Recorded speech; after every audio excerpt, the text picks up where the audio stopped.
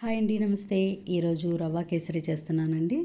ఈ రవ్వ కేసరిని మనము 10 నిమిషాల్లోనే చాలా టేస్టీగా ఈజీగా తయారు చేసుకోవచ్చు. ఈ రవ్వ కేసరిని మనము దేవుడికి ప్రసాదంగా కూడా చేసుకోవచ్చండి.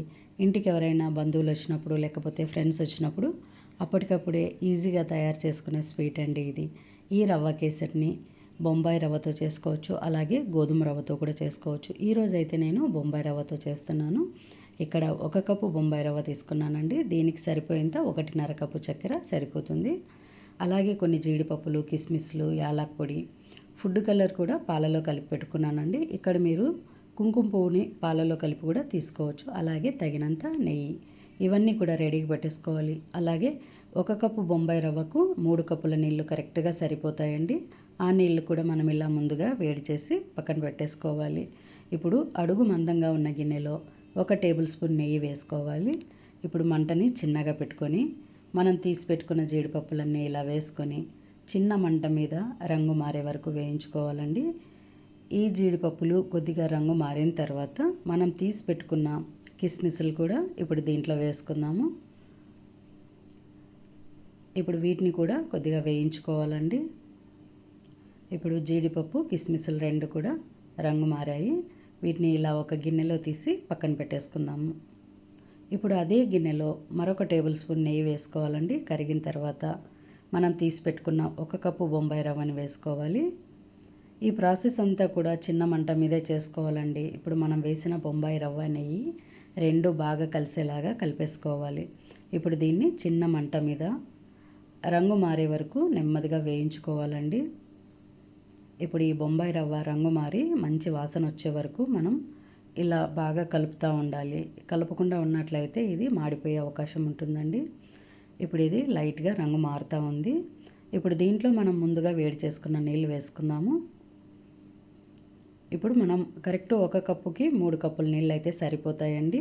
ఇలా వేడి నీళ్ళు వేసుకోవడం వల్ల మనము రవ్వ కూడా ఏది ఉండలు లేకుండా బాగా కలిపేసుకోవచ్చు. మీకు ఇంకా లూజ్గా కావాలంటే మరొక కప్పు నీళ్ళు కూడా ఎక్కువ వేసుకోవచ్చండి. ఈ 3 కప్పులు అయితే మనకు కరెక్ట్గా సరిపోతాయి. ఇప్పుడు దీంట్లో కొద్దిగా ఫుడ్ కలర్ వేసుకోవాలి. ఇది కూడా ఆప్షన్ అండి. ఇక్కడ మీరు కుంకుమ పువ్వు కలిపిన నీళ్ళైనా వేసుకోవచ్చు. అలాగే యాలకుల పొడి వేస్తున్నాను.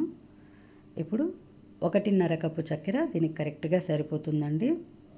స్వీట్ మీకు తక్కువ కావాలంటే కొంచెం తక్కువ చేసుకోండి. ఈ స్వీట్ అయితే చాలా పర్ఫెక్ట్గా సరిపోతుంది. ఇప్పుడు మనం వేసిన చక్కెర, యాలక్ పొడి ఇవన్నీ కూడా బాగా కలిసిపోయి ఏమాత్రం ఉండలు లేకుండా ఇలా బాగా కలిపేసుకోవాలండి. ఇప్పుడు మనం ఇలా కలిపేసిన తర్వాత దీన్ని చిన్న మంట మీదే మధ్య మధ్యలో కలుపుతూ బాగా మగ్గనివ్వాలి. ఇది ఒక 5 నిమిషాల సేపు ఇలా కలుపుతూ బాగా మగ్గనివ్వాలండి. అట్లాగైతేనే టేస్ట్ బాగుంటుంది. ఇప్పుడు ముందుగా వేయించుకున్న జీడిపప్పులు, కిస్మిస్లు వేసి బాగా కలిపేసుకోవాలి. అంతే అండి. ఇప్పుడు వీటన్నిటిని ఇలా బాగా కలిపేసుకొని స్టవ్ ఆఫ్ చేసుకుందాము. ఈ రవ్వ కేసరిని మనము చాలా ఈజీగా తయారు చేసుకోవచ్చండి. టేస్ట్ కూడా చాలా బాగుంటుంది. దీన్ని మనము దేవుడి పూజప్పుడు కూడా ఇలా ప్రసాదంగా చేసి పెట్టుకోవచ్చండి.